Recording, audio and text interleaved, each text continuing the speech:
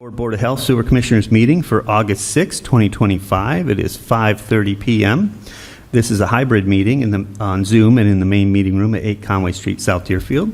This meeting will be held in a hybrid fashion with the opportunity for both in-person attendance and remote participation. Please note that while an option for remote attendance and or participation is being provided as a courtesy to the public, the meeting or hearing will not be suspended or terminated if technological problems interrupt the virtual broadcast unless otherwise required by law. Members of the public with a particular interest in any specific item on this agenda should make plans for in-person versus virtual attendance accordingly. The meeting will be held in person in the main meeting room at Deerfield Municipal Offices. In accordance with Mass General Law, Chapter 38, anyone intending to record the meeting must identify themselves to the clerk and provide their name and address for the record. So we'll call the meeting to order. We have a fairly light agenda today, but we've got a really important thing first. I'm just going to, before we get going, I'm going to read a couple of announcements and for the rec department, and then we'll move on from there. So the Deerfield Recreation Department has soccer registration Thursday, August 28th from 5 to 6. This is grades K through 6. $60 for school choice plus $25. So maybe it's $60 and school choice adds another $25 if you're, not a resident of Deerfield. So it'll be here at the town hall. So please come and sign the kids up for that. Pilates classes, again, starts Tuesday, September 9th through October 28th from 5:45 to 6:45. It's an 8-week session. Residents is $72. Non-residents is $77. There are registration forms at the Deerfield website, deerfieldma.us. Register by September 4th, and that will be at the Deerfield Elementary School gym. And then this will be a fun day. So it's Bye-Bye Summer and Bye-Bye Sue. So Sue Antonellis is our rec department director who has been with us for many, many years, and she is retiring. So this is her going away party. This will be August 30th. Right behind Town Hall at Memorial Field. There'll be kids' activities from 12:30 to 3, bounce house, slide, obstacle course, face painting, balloon sculptures, and then food and music, and then Chicken Wire will be performing from 3:30 to 5:30. So come say goodbye and thank Sue for all the years that she's put on so many things for your children and adults. And come say thank you and goodbye.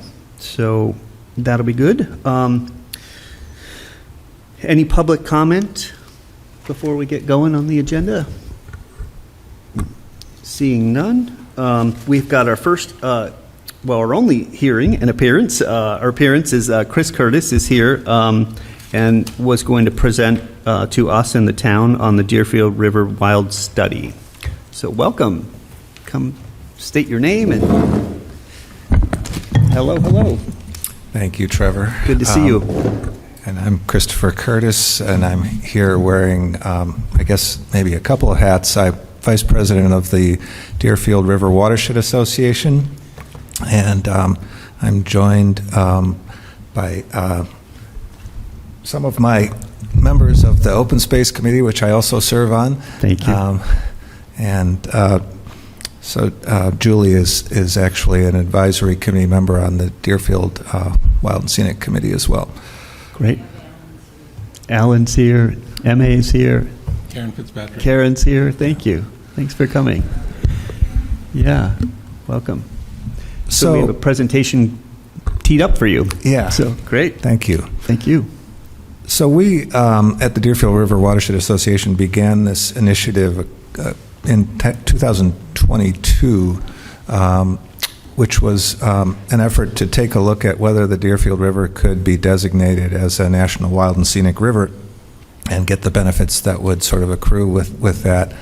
And we, at the very outset of this, we went around to the select boards in each community and asked whether they would support this initiative, and at that time Deerfield did support it. Yeah. And we subsequently applied for a Woodlands Partnership grant. Deerfield's not a member of that organization, but we did get the grant and we were able to form an advisory committee. We wanted to extend that advisory committee to all the communities that were along the river.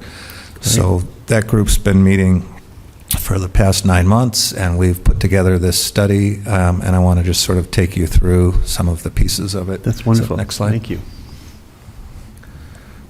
So the goals for the meeting are to present the study and its findings, to give you a chance to ask questions and make comments if you choose, and then to ask you to consider a vote of endorsement for the plan and for the designation. Okay. Next slide. So what I'm going to cover today is really the National Wild and Scenic Rivers process, how it works and how studies and approval happen, what's called outstandingly remarkable values. These are, that's a term that comes straight out of the federal law. It's kind of humorous, I guess, but it's what makes the river really special and what are the assets of the river that make it outstanding. And then I'll talk a little bit about how we looked at eligibility and classification of the different segments of the river, whether the river is suitable by federal standards. I'll talk a little bit about the study committee and the public engagement process we're going through, support for designation that's already been expressed, and then some of the river management issues that got identified during the course of the work and strategies to address those. And lastly, sort of where we go from here, what are the next steps? Great. So we looked at 23 segments of either the Deerfield River main stem or its tributaries, 6 reaches of the main stem itself, and you can kind of see all the list of the other tributaries. And the watershed is shown in the map here. It's divided almost equally between Massachusetts and Vermont. So this study that we've done is just for the Massachusetts portion of the river, because that's what we had the grant funding for. We are trying to get a study done for Vermont as well, and we have a grant application in to hopefully to do that. So next. So again, I want to talk about how studies work and the approval process. So there's a kind of a step-by-step process that takes usually a few years to go through. You start by needing to kind of demonstrate a level of local support, which we did back in 2022. Then usually you go to Congress to try to get legislation passed for a feasibility study, and the National Park Service funds and conducts that study using a local steering committee to assist. Those 3 steps, 2, 3, and 4, we sort of bypassed. We went to Congress to get funding for the study, but have not been successful for various reasons. And so we got state money through a grant and have kind of basically done that ourselves with consultation with the Park Service. So the 5th step is that communities adopt a voluntary locally developed watershed stewardship plan. That's the step we're at now. And then communities petition Congress, once again, for the actual designation to happen. And that generally takes an act of Congress to do, but there is an alternative, and that is for the state's governor to petition the Secretary of the Interior for the designation to happen. And we actually used that approach with the Westfield River, which is nearby here, about 25 years ago, I guess now. Next slide. So what are the outstandingly remarkable values of the Deerfield River? What makes it special and worthy of this designation? Well, there are actually quite a few. Next slide. Sorry. So the first one is recreation. The Deerfield River has some of the best whitewater boating and rafting in Massachusetts. They have rapids from class 2 to 5. Next.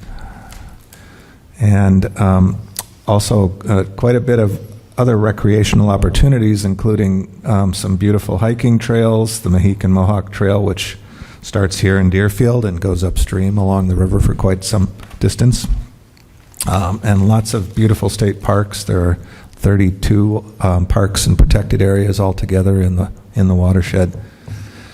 And then fishing and fisheries is one of the most special features of this river, because it's a really outstanding trout fishery, which is pretty important in Massachusetts. It's got some of the best dry fly fishing for wild trout in the east. It's known as one of the three best cold water fisheries in all of New England. Wow. And the upper Deerfield is arguably the premier wild trout stream in Massachusetts. Next. In addition to that, there's lots of other important natural resources. It's got old-growth forest, including the tallest tree in Massachusetts and the largest collection of tall white pines in all of New England. Quite a number of rare and endangered species live in the watershed, and there are a number of beautiful waterfalls and gorges. There's also large areas of core wildlife habitat. And then, of course, history. Starting here in historic Deerfield, there's a number of historic villages, but historic Deerfield is probably one of the premier features of this river that make it, kind of contributes to its eligibility. Yeah. It's got a rich Native American history. The Mohawk Trail that ran along the river, which is now traversed by that hiking trail, was a principal Native American route which connected the Connecticut River Valley to the Hudson River Valley. And there's also some important railroad routes, including the historic Hoosick Tunnel. Some years ago, there was a National Rivers Inventory done for the entire United States, and the Deerfield River had multiple segments that got identified in that inventory as being eligible for national designation. And several of the tributaries were also named, the Cold River and Bog and Gulf Brooks, because those are wild, free-flowing brooks. So we also looked at the issues of eligibility and classification, and we found that 5 reaches of the Deerfield River main stem and 15 of the major tributaries were deemed to be eligible for this designation, and they fit into 3 different classifications, which these are classes that come out of the the federal law: recreational, scenic, and wild. And I'll talk about which ones are in each category. So next. So I'm going to just take you on a brief tour of the river and its tributaries here, and kind of show you visually what the special features are and talk about what's eligible. Starting with the Deerfield main stem, we're going to kind of work our way upstream from the Connecticut River. And so this first reach goes almost 14 miles from the confluence up to the very first dam, which is known as Dam Number 2. And it's that section is entirely eligible, or almost entirely eligible, except for the area right around the dam. And mainly it's important because it's used heavily for recreation, for kayaking, tubing, and fishing. It has that Mohican Mohawk hiking trail and the South River State Forest. It's got a really beautiful scenic river gorge. If you haven't been down this section of the river, it's worth a visit. It's a significant trout stream, and it's got the history with historic Deerfield Village and the Bardwell's Ferry Bridge, which is shown here. And then moving upstream from there, there's a short section between the Gardeners Falls Dam and Dam Number 2, which is mostly in Conway, partly in some other communities. Only 0.6 of a mile, but we included this because it has the scenic Wilcox Hollow area, which is a really beautiful place for swimming, fishing, and it has a section of the Mohican Mohawk Trail as well. Next. There's a section in Shelburne Falls that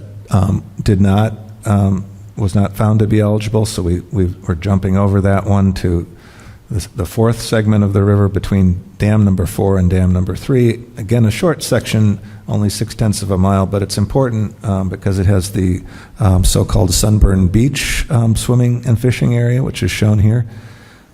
Pretty scenic area. Is this just south of the potholes? Or It like just is downriver from the potholes? upstream It's from the from potholes. Yes, Okay. yeah, it's in Coleraine. I guess it must be in Shelburne, actually. All right. Next. And then we come to what could be potentially really the most important section of the river because it has so many outstanding values. There's 16 miles of river between the Fife Brook Dam and Dam number 4 that are eligible. And this is the section that's most heavily used for whitewater boating and tubing. It has a number of really beautiful hiking trails along it. It's the premier wild trout stream in Massachusetts. That's the section I mentioned earlier. This is the part that they're referring to when they talk about that. And it's got the tall trees in the Mohawk Trail State Forest, so lots of really special places in this section. And then moving upstream from there, there's a short section of which 2 miles was found to be eligible between Bear Swamp Dam and Fife Brook. Between Dam 5 and Fife Brook. Mm-hmm. And this is known as the Deerfield River Dryway, very heavily used for commercial whitewater rafting. And it's a really incredibly scenic river gorge, which you can see from this photo, and also a very important trout fishery as well. Is this along Route 2, kind of? Or am I? No, this is closer. If you go north on, I believe that's Route 112 towards Monroe. Okay. It's along that stretch of road. I see. So much to see still. Yeah. Beautiful. Chris, when they do the releases at the dam for the whitewater, is there times when they don't even have to release it, that the water's flowing enough, or do they have to release every time for the whitewater? I would say the latter is mostly true, that, the river without the releases is pretty low, but it's really controlled by those dams. Right. That's why it's low. The fact that you have control of the flow is a good idea, too. It's a safety factor. Yeah, exactly, and it makes the rafting and boating safer because they can control the flow levels. Yep. So now, can you go back one? That's okay.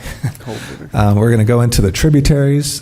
First is the Cold River, which had 13 miles that are eligible, and this is a completely undammed section of river, which is pretty rare in Massachusetts, and so it's classified as wild. Very scenic river gorge, which you can again see here. It's got some swimming areas. It's got the Mohawk Trail State Forest. It's got old growth forest with the tallest tree in this section, and important from a historic standpoint as well. What kind of tree is it? What kind of tree? A pine. Pines? Yep. They're tall. Yeah. The Green River in Greenfield, Leyden, and Coleraine had almost 15 miles that were eligible.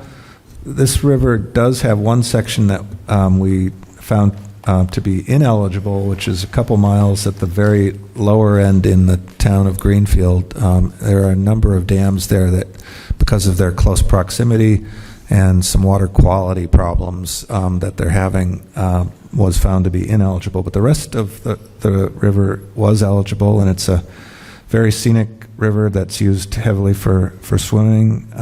There's a beautiful biking route along it, has 2 historic covered bridges, and it's a wild trout stream. The South River... Chris, those areas up through there, are they low-head dams that they have up there in that area? Yeah, I thought they are. Those are kind of dangerous. Right, so I get so it. that did not cause this section to become ineligible because of that. Is this the same place where they had the problem with the cemetery and the erosion and stuff like that? I know it was on the Green River, but I'm not sure exactly where it was. I don't know that situation. That happened a while ago. Was it? A few years ago, but Was it? there was some serious erosion. They had to move an entire wow. cemetery away from the river because it was eroding away. And I think it was the Green River. I'm Okay. not positive. That's interesting. Is the area that's ineligible, is that like near the Greenfield swimming pool? And No, it's downstream from that. There are 2 dams that are proposed for actual removal, and it's close to where the confluence with the Deerfield River is, and not far from the north part of the town of Deerfield. Okay. If they remove those dams, that'll change the situation. Sure. And we've met with the mayor in Greenfield already, and they're really interested in working on, trying to correct the water quality issues and deal with that. Good. Yes, that's gorgeous. So South River, which is in Conway and Ashfield, has almost 15 miles that we found to be eligible. It's, again, a significant wild trout stream. It has 2 really beautiful waterfalls, one of which is shown here. A historic covered bridge, series of swimming holes, and a state forest, which is quite beautiful as well. Next. And the North River has 3 different segments. The main stem of the North River has 3 miles that were found to be eligible, and that is the section with the Sunburn Beach component to it, and also Catamount State Forest. And then there's the West Branch, which we found about 12.5 miles to be eligible, and it has the Cook State Forest and a Crow and Shield conservation area along that. And then the East Branch, which is in Coleraine going up to the Vermont border, has the Arthur Smith Historic Covered Bridge and a National Register district along it, and about 7.5 miles. Then we move up to Charlemont and Rowe. There's Pelham Brook, which has about 4 miles eligible, with a rare wild rainbow trout population, and one of the few brooks that has all 3 wild trout species in it, and a series of cascades. Dunbar Brook had almost 5.5 miles in Florida and Monroe that were eligible. It has a scenic trail along it with cascades and old-growth forest. And then the Bear River in Conway and Ashfield had about 8 miles. Also had a rare wild rainbow trout population and some unique geologic formations and swimming areas. Clusson Brook, almost 10 miles that were eligible in Buckland and Hawley. And, most of these streams, again, have this rare trout population, which is why we've selected them. And it's really rare in Massachusetts, so you don't find these very many other places. Wow. One of the things that's special is that these will be refuge areas for trout in cases where, with climate change, if we have extreme heat days, they have to have cold water. So this one of the reasons for trying to protect these areas. Next. Chickley River is kind of a similar one. About 10 miles in Hawley and Savoy were found to be eligible. And, fishing for trout and paddling is the attraction here. Pillow lava formations, too? I'm sorry? The lava formations? Yeah. I don't know much about them, but that was something that when we looked at it, we found that there was a geologic formation there that was, cool. Yeah. Gulf Brook is up in Savoy and Charlemont. There were about 3 miles that were eligible, and one of the things that's special here is the Tannery Falls, shown in the photograph that's in the watershed. And the Savoy Mountain State Forest has old growth forest in it as well. Next. And then a short brook, Bog Brook's only 1.25 miles, but it's one of the, again, few wild streams that has no dams on it at all. So free-flowing. Millbrook, about 10 miles, eligible in Charlemont and Heath. It has a covered bridge and a waterfall. And then lastly, Chapel Brook in Conway and Ashfield, which has about 6 miles that were eligible and has the beautiful Chapel Falls and a series of hiking trails and swimming hole, some wildlife management area, and a TTOR, Trustees of Reservations reservation there. That's a beautiful spot. It is. That's a really beautiful spot. And then, as I kind of referenced earlier, there were 4 segments that we found to be not eligible. These were primarily because there were dams in close proximity to one another, so there wasn't like a free-flowing section between the dams. Or in the case of the Green River, there was some water pollution issues. And in the case of Rice Brook, it had been channelized significantly, so it really didn't seem like it was eligible. So. Then we took a look at suitability, and suitability means, what do we have in the way of protection already at the local, state, and federal level that protects the river? And we have quite a few things, actually. So the Massachusetts has a Rivers Protection Act and a Wetlands Protection Act that help to provide a protected corridor. Federally, we have the Clean Water Act and the National Environmental Protection Act and the FEMA Flood Insurance Program. And locally, we have local floodplain bylaws and other zoning bylaws that help to protect the river. And then we were asked to look at what's the existing support for designation. And I kind of made reference to this earlier, that we had done this previous outreach effort, which has kind of been going on now for 3 years, and we've gathered more and more support as time has gone on. We now have 14 communities that have expressed support for this designation. You can see the list here. I won't read them all off. And 12 organizations or agencies or businesses as well that have expressed support. So pretty broad level of support at this point. Great. Are there any entities that you're trying to get and we haven't gotten? That's a really interesting question.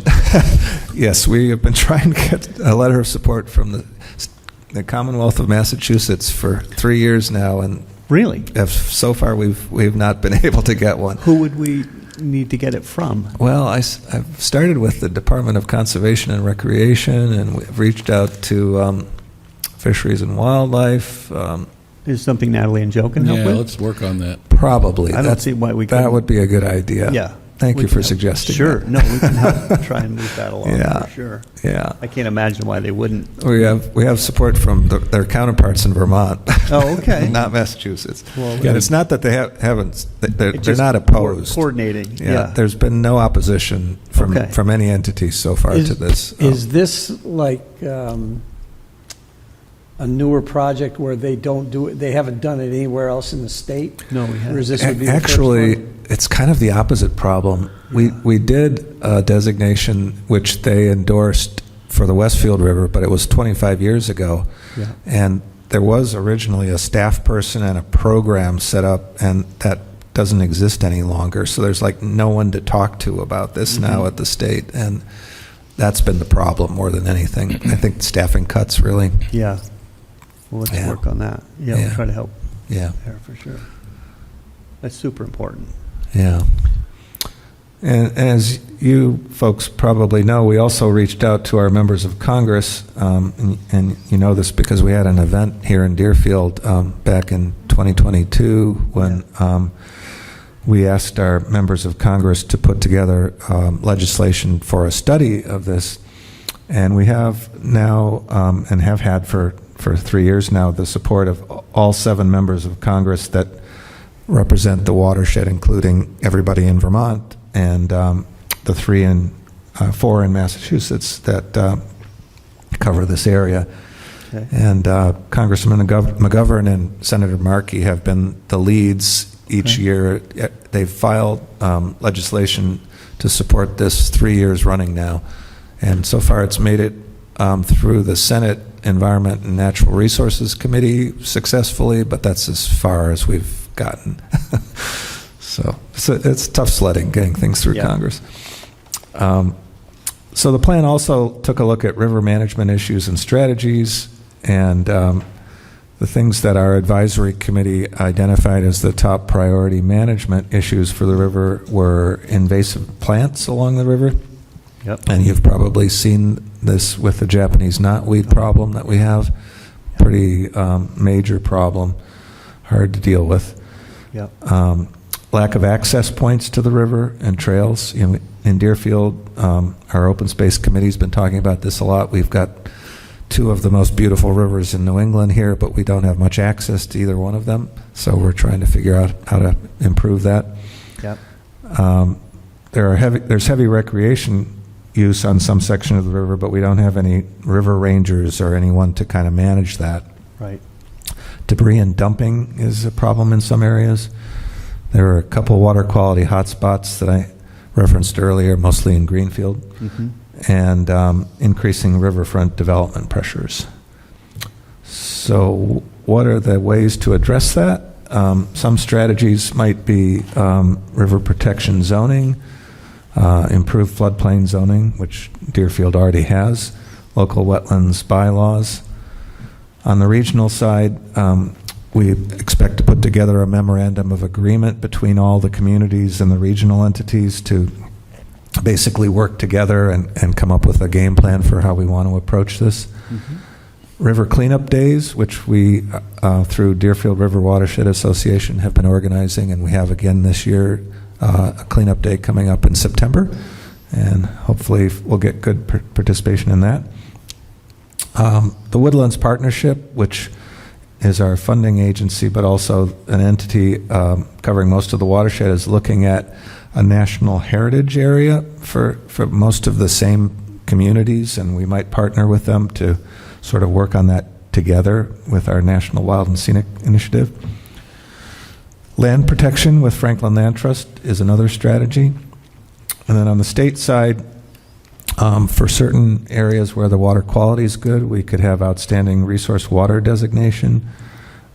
We could pursue state scenic river designation or area of critical environmental concern designation in very specific areas. And then nationally, of course, the National Wild and Scenic River designation, but also partnership rivers funding, which I'll talk a little bit about in just a second here. So what does this designation mean for the communities along the river? It protects the river by preventing the permitting of new federally permitted dams or water resources projects, while it does not affect any of the existing dams that are already there and operating along the river. It has no impact at all on those. But you may recall, for example, that about 25 or so years ago, there was another dam proposed actually on the section in Deerfield and Shelburne. So that would have taken out a really beautiful scenic stretch of river. So that would be prevented. The National Park Service would review projects that might have impacts on the scenic qualities of the river that would inhibit the flow of the river, impacts to outstanding values along the river. And then most important to many of the communities and to us as sponsors of this, we're hoping to get it designated as what's called a partnership national wild and scenic river. And the Westfield River is an example of one of these. They get federal funding every year from National Park Service, and it averages about $210,000 per year. That money is locally managed by a local advisory committee, and it can be used for projects to improve the river or protect the river, such as trails or river access points or water quality improvements. We're thinking river rangers, perhaps, or land protection. So that's a resource that we don't have access to right now and would be one of the primary benefits and kind of reasons for doing this. And each community would have input into how that money gets spent. And it also, designation could increase tourism and related economic development. On the Westfield River, they've had, bed and breakfasts that have popped up and things like that have improved the local economy. So we had a study committee that I mentioned that's been meeting for 9 months. I want to talk a little bit about that. Next. I guess I've already mentioned that we did this outreach process starting in 2022 and have built this level of support. We had a 15-member study committee that met 7 times during the course of this study, and they were the ones that had the primary input and brought their community's concerns to the meetings, and they voted to support the study and to recommend designation. And then the engagement process that we're in now, which is meeting with each of the select boards, is kind of that next step. And so far we've met with, you're the 6th community that we've met with, and we've gotten endorsements from all of the communities that we've met with so far. Great. Next slide. So what are the next steps in this process? We've integrated comments and finalized the study, and as I said, we've had a vote of the advisory committee to accept the study and recommend designation. And so we're in kind of that third bullet, which is community meetings, to seek endorsements from communities. Once that's completed, we'll work with Congress to craft legislation for the actual designation. I had mentioned that we've had a bill working its way through Congress. We'll now probably change that from a study bill to a designation bill. Yep. And then we'll simultaneously work with the state on state scenic river designation. We've applied for a grant to continue the work of the advisory committee. Hopefully we'll get that and be able to keep the committee intact and have them help us with working on some of the implementation strategies. And then in Vermont, I mentioned we've applied for a grant to do a full study there, but in the meantime, we have what's called a reconnaissance study going on now, which is kind of a mini version of the full study, and that's being done by the National Park Service with our input, but Park Service is conducting that. So our ask of you this evening is to consider voting for a letter of support to endorse this study and to petition Congress for the designation of the river as a National Wild and Scenic River.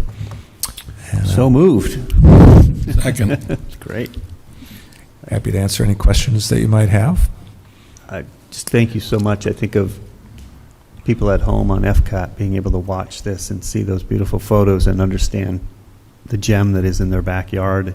Many people have never seen it, Right. and they should get out and take a walk and take a hike or a boat ride. Or Boat ride's the best way to do Any it. way to do it. You see things that you don't see from the road, That's right. for sure. That's right. It's a beautiful area, and I think it's such an important part of our region and the state and the nation, for sure. It's a beautiful, beautiful spot, and we need to protect it. And I fully support all your efforts, all the team members that have been meeting on this for these last few years. So, Thank you. Yeah, absolutely. In my youth, when I was a reporter, I was mentioning earlier to our new reporter, there were many occasions when I used the Green River Reach. There are lovely beaches up in the woods where it was lovely to go during the winter, the summer, and we won't mention the names of those beaches, but Yeah. they were very interesting. And fully supported, and particularly the wildlife, the rare species of trout. And I went to a chamber breakfast that was about interesting jobs and why I love my job. One of them was about a person who's a one-man company that runs fly fishing and scouting and takes people out on the rivers, and people come out here and spend a lot of money on tourism, and all over. if we can, get some of the benefit from these designations and encourage our local entrepreneurs to, preserve and protect while also sharing, I think it's a great thing. Absolutely. I do, and I guess my main focus is like getting coordinated access to the river, dealing with the crazy amount of people that come here from all over that don't know our area and will park people's lawns and dump trash and food out, and they just don't really have a concept of where to go and what to do, and there are no trash receptacles or parking. So I would love, out of all of this, eventually to have a designated area where people could park, pay to park even, and there was trash pickup. There was, like you said, guides to tell people where to go, where not to go, not climbing around dangerous banks, stay out of the poison ivy, like all the things that you really should know when Right. you're walking around a river, and just, because the banks are, you can't just be climbing around them. They're an important species there, and there's just, you don't want to be ruining those areas. So I think eventually, to have federal designation and to finally get some money to coordinate guides and places to park and management to rehabilitate, get some of the invasive species out of the area if we can. I mean, I know it's a long battle and it'd be hard to win, but, the bittersweet and the knotweed are just taking over everything, so. Yeah. Well, Yeah. those are all things that we've been talking So do we about. need to Yeah. actually vote? Yeah. Go ahead, you got a question? or a Yeah, I comment? would, Yeah. this is the first that I'm seeing all of this, so Yeah. I'm trying to digest all of it. Sure. Believe me, I've been on that river most of my career, so I do know a lot about the river and what's been going on with it. I agree with what you're doing, but I would just like to see if we could just table it for one meeting and then vote on it the next meeting, just to give me a chance just to digest more of this and maybe speak to you a little bit more about it, so that I Sure. get a full understanding of what the whole project is. And other than that, I mean, unless you guys decide. Well, yeah, I mean, I have no objection to tabling it for a 2-week period, but I'm going to vote yes. I'm just telling you now, I'm going to vote yes. Yeah, same here. And so tabling it, if we need to get a 3-0 vote, I'm perfectly happy to do that. Yeah, if you need another week to go through it, sure. Yeah, That's fine I with me. appreciate that. Yeah, I'm happy to talk to you offline Yeah. and Okay. give you further information. And we actually have a sample letter of support, which I had hoped to get to you. I guess it didn't get to you in time, so That's okay, that yeah. will give you a chance to read the sample letter of For support sure. as well. Yeah, we definitely, I'll support it 100%. Just, give some time for. I Emmer think you're going look to it get a over. 3-0, but Yeah. like I said, I just want to be able to be a little bit more up to speed on it. Sure. Yeah. Yeah, I mean, I totally. Everything I've heard tonight is fantastic, so it's not like I'm trying to, I just want a little I more understand. information from you, Chris. Yeah, That's all. I didn't want to suggest anything other than, let's table it, get a 3-0 vote. I mean, Trevor's been involved in it longer. I was out there when McGovern in 2022 when we were talking about this, and Chris was presenting there, so we've had a long history with it, so. Yeah, it makes sense to get people up to speed. Yeah, Blake hasn't had that opportunity, so. Right. Yeah, makes sense. Great. Thank you. Thank you so for much. sharing. Appreciate Yeah. your time. And thank you for Great speaking into the presentation, too, mic Chris. and Thank give you. the presentation for the people at home to be able to watch. So that's really great. Excited. Thank you for your work. Thanks, Yeah. everyone, for coming. Yep. Have a good night. Let's see. So we have, moving on, we have some, or any select board announcements.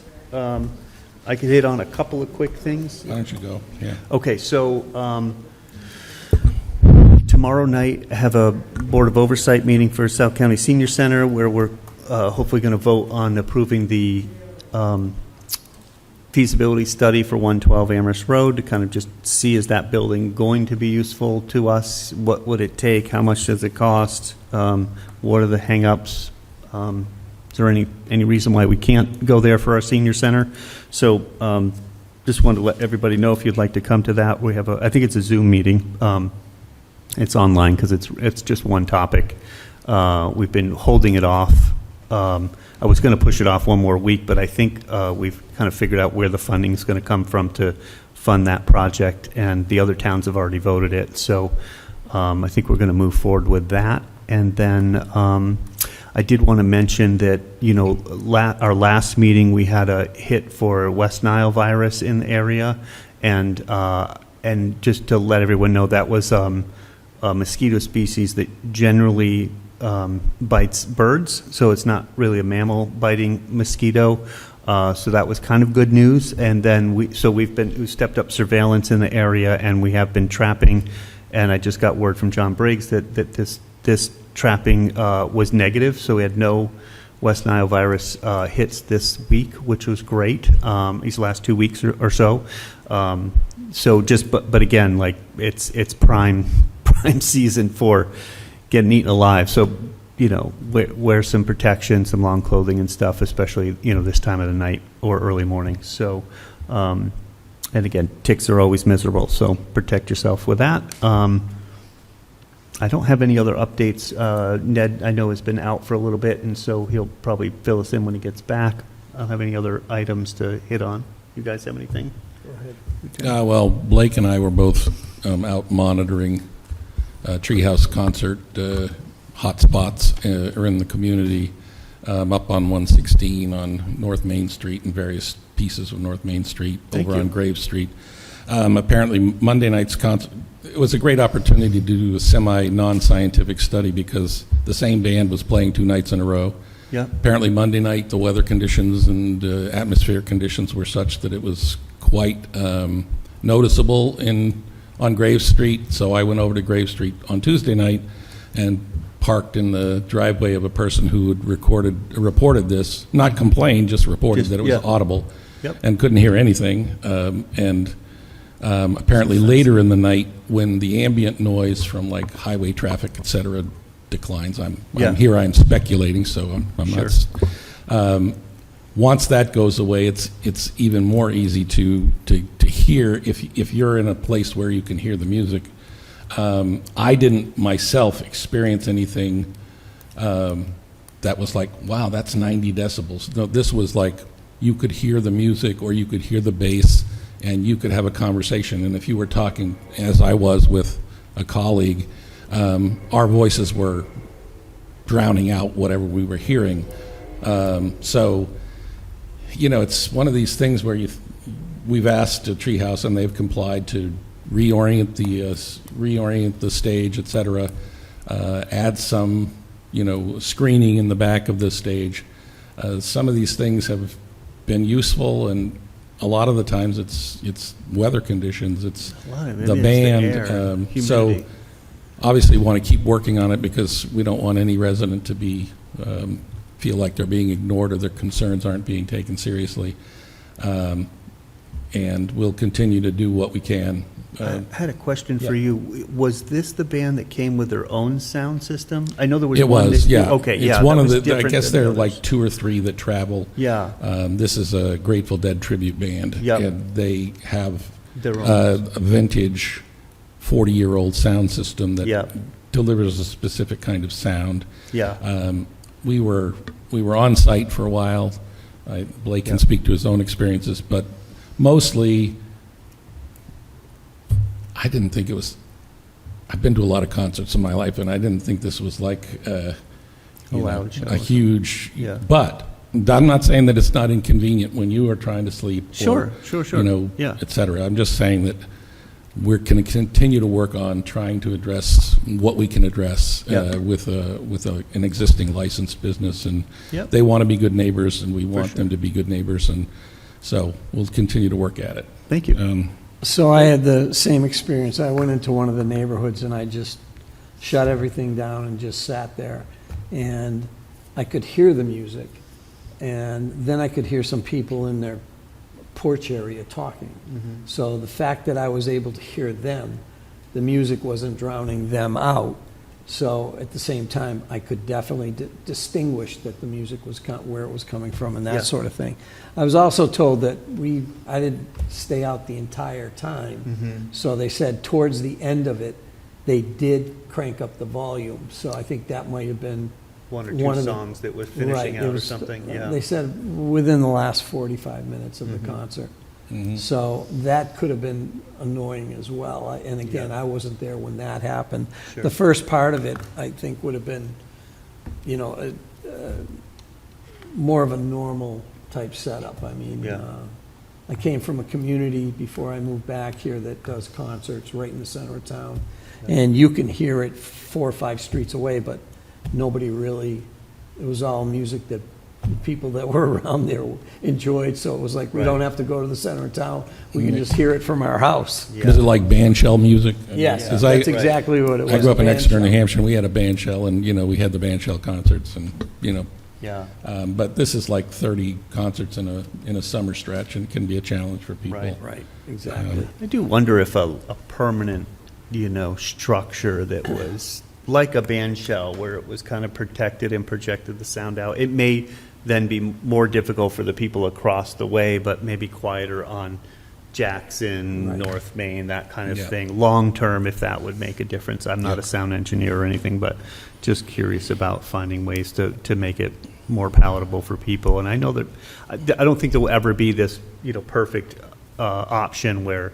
I mean, the perfect option for somebody who's annoyed with the sound is that there isn't a concert, but I don't think that's the perfect option for a large portion of the residents and region that want to come to sound, some music too. So it's just trying to find that happy balance, happy medium, and I'm sure there'll be some that will never be happy, and others that will always be happy. So it's it's just really trying to respect people's concerns. They're not difficult just because they're upset about it. They have a legitimate complaint. You have to treat everybody with respect, and it's not you can't denigrate people or make fun of them or anything.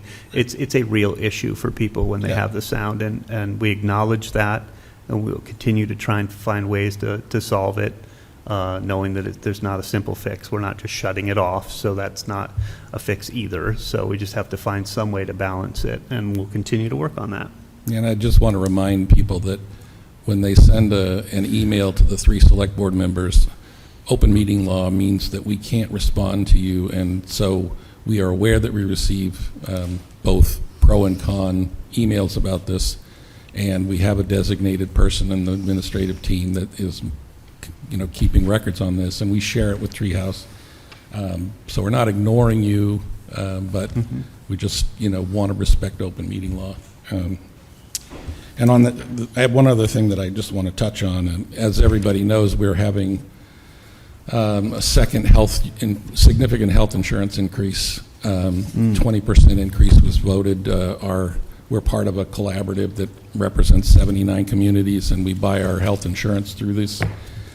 For our employees, and this 20% increase that was just voted is going to, at a minimum, add $150,000 to our fiscal year 26 budget, which has already been voted. It's in place.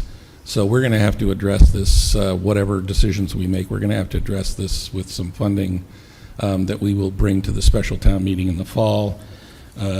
It could also be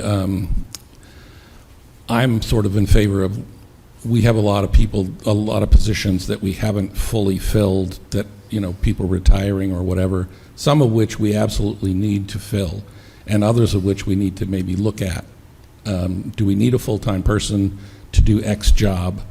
And do we need if we had a part-time person who isn't benefited, or if we distributed the work among people that are involved in that sphere, I'd like to take some time and not rush out and continue to fill slots. Christopher Dunn's away this week, our town administrator, so I would like us to Brenda, have a conversation about, let him do some research and bring back some information to us. I did talk to the DPW chief about the possibility of delaying for a month or two. He'd like to get an assistant in place before the winter when the snow season is here, and that's a critical concern. But, just to make sure that we're being thoughtful about this, because it's not going to go away. These health insurance increases are going to continue, and it's better to have a plan in place that says what happens if this occurs and implement it rather than react to it as we're doing now. Yeah. So hopefully we can do that in the next 2 to 4 weeks. It's devastating. Some towns it's $1 million increase 1 month into the year, and their budgets are already passed and all. So it's really, really difficult for a municipality to get hit that hard, 20% increase 1 month into the year. So yeah, I agree that we should take a look at everything. It's either that or cuts. We do have reserve, stabilization, but, that's a huge hit to the stabilization. So Right. we want to just look at that and find ways to kind of find a way to prudently look at the cost of these increases. I know, there was a letter came out from Linda Dunleavy from FERCog, and they're looking at all the different avenues too. I mean, every town is hit, every community is hit. I think there's 73 towns that Yeah. are part of that trust, so. I think that one of the things that I got out of at the FERCog is that they're looking at other insurance agents to see if there's some way we can either get into a different plan or whether it can be more in a bidding setup, so maybe we can slow the increase down. Or offer, we're in a plan it's got no copays, it's got no, deductibles. It's a premium plan, and if I were in this plan, I would love the benefits. Yeah. But in Deerfield, our employees pay 35% of their health care costs. And Yeah. a 20% increase from somebody is significant. And who's not making a lot of money as it is. Right. Yeah, So it's a big- if we're going to have to look at the whole question of how do we deal with health insurance for our employees, because if somebody is working in the DPW and they're making a living wage before they have their monthly insurance cost deducted, but afterwards their family plan is costing them so that they're no longer making a living wage. Yeah. It's a severe problem, and it's just going to get worse. Yeah. And I don't want to. I want to be prepared, and I think every department, DES, they all need to be aware and looking They at, are. okay, what is, and thankfully we have a great superintendent. Yeah, and, he called me like that day. Yeah, and the same with the police and Yep. et cetera. So anyway, I'm just encouraging mindfully approaching this, and Yep. I know we all agree on this. Yeah, we do. Yes. We do. Yep. So I think that makes sense. And Brenda will be back in about a week and a half, I think. She's been Yep. in Hawaii. so- And I know Sarah Kimball is working on Yep. what are the alternatives, as Blake was Yeah. mentioning. Okay, so we have some minutes to approve. I'll make a motion to approve the minutes for July 23rd, 2025, July 15th, 2025, which is a joint South County EMS meeting, and then July 9th, 2025. Second, Any further discussion? All those in favor? Blake Gilmore, aye. Tim Hill, GI. Trevor McDaniel, aye. Thank you so much. The other item is we have sewer abatement applications, and I didn't get in this week to go through all of them, but I did go through them before the meeting. There are some that I need to do a little bit of math on. There is one that that was an error by the water department, a malfunctioning meter, so Sarah had already, with Heather's help, has already done the abatement, and which I would make a motion to approve an abatement. This is for 73 Sugarloaf Street. This is bill number 3820, and it is an abatement in the amount of $838.42. Second. Thank you. Second. Any further discussion? This was just, yeah, again, like I said, it was a meter error, so they've repaired it, replaced it, so. All those in favor? Blake Gilmore, aye. Tim Hill, GI. Trevor McDaniel, aye. So we'll sign that. I wanted to, I think, hold on the others. Let me just go through them real quick here. I'll sign this.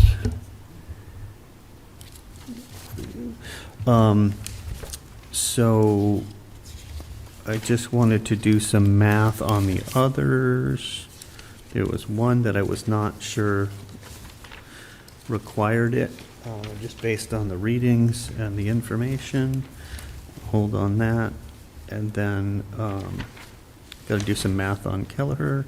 And then I know we're getting a little bit more information from the water department on 42 Thayer Street. We had this one last time.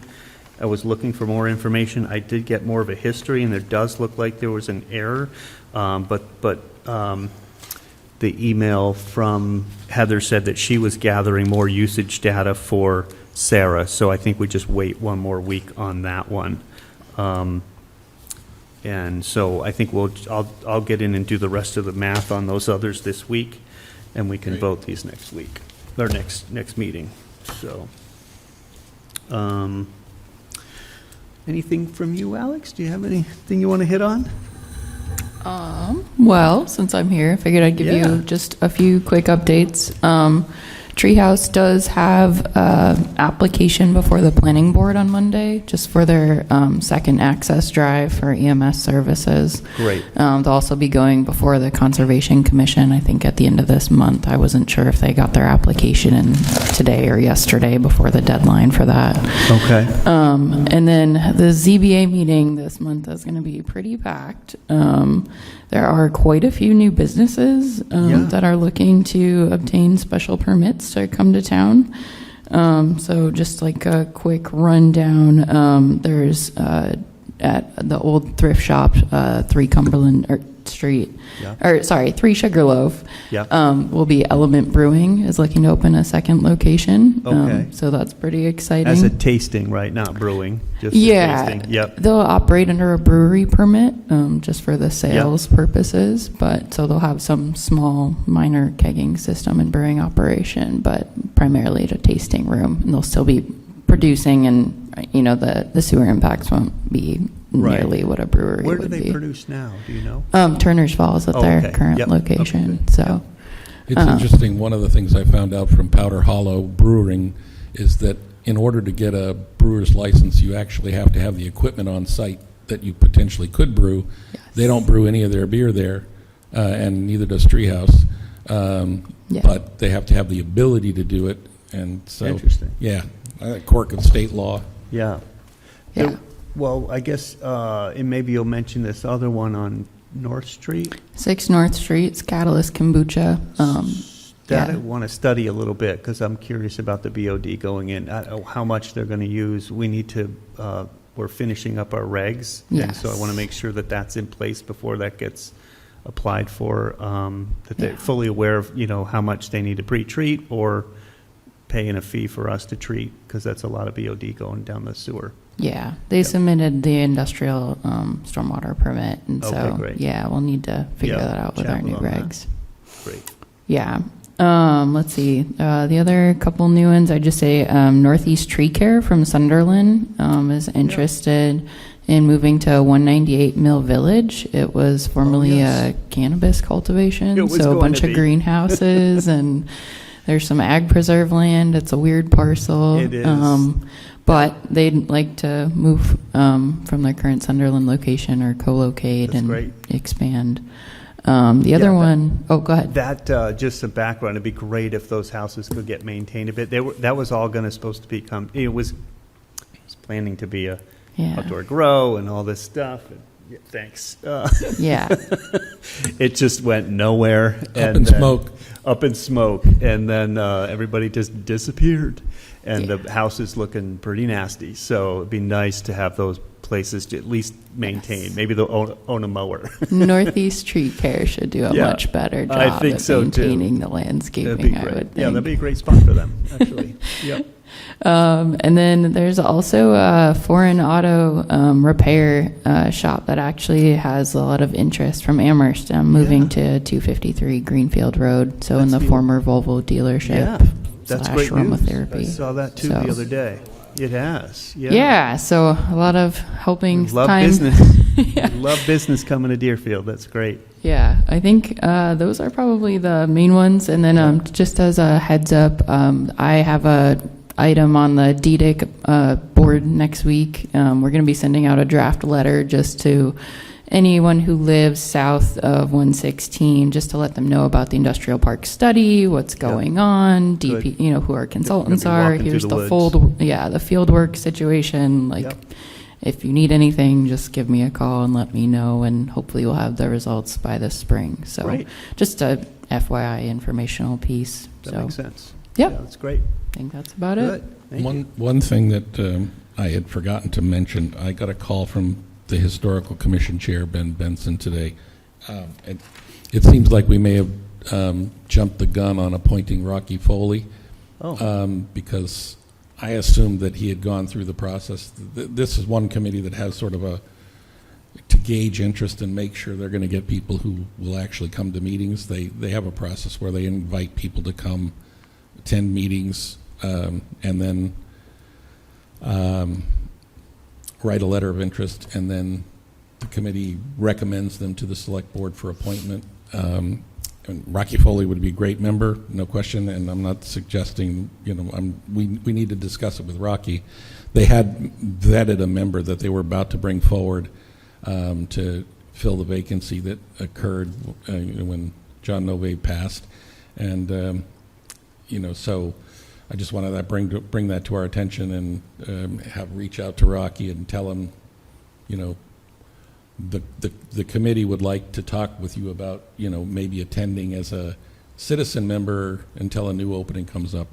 I see. Yeah. So they didn't communicate? They didn't communicate. No, Rocky didn't understand that either, so I think he might have applied directly. And I see. in the normal course of events, when someone applies and expresses interest in serving, we have We a appoint him. direct line. Yeah. A live body? And plus, we know Rocky comes to meetings and he's very engaged. Yeah, he'd be great. civically, so, He'd be great. there's another candidate that actually had, Gone through a process? well, also had a educational background that's specific to historic, issues, et cetera. But Well, whatever just- they need. yeah, so I told Ben I would mention it tonight, and my Okay. brain cell didn't fire at the right time. That's all right. Good. Anything else that anybody has? To thank our intrepid reporter for being here today. Thank you so much. And thank you, FCAT, for doing your great Thank job. you, Sarah. Yeah. So, entertain a motion to adjourn. So moved. Second? Second. All those in favor? Blake Gilmore, aye. Tim Ilchi, aye. Trevor McDaniel, aye. Thank you for your assistance tonight. You did a great job, Alex. No problem.